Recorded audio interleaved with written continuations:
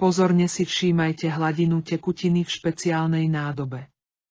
Tá pozostáva z rôzne tvarovaných, navzájom spojených sklenených trubíc, ako je znázornené na. Postupne budeme pridávať fialovo zafarbenú vodu.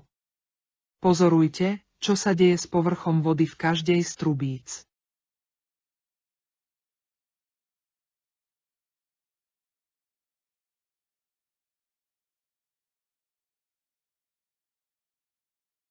Keď pridáme vodu do prvej trubice, voda sa rovnomerne rozloží vo všetkých ostatných. Môžete vidieť, že hladina vody je vo všetkých trubiciach v rovnakej výške.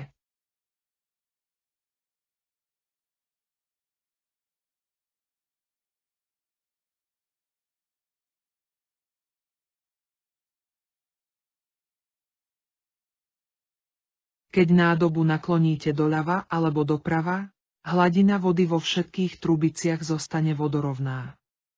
Vidíme teda, že hladina vody je vo všetkých spojených sklenených trubiciach rôznych tvarov rovnaká.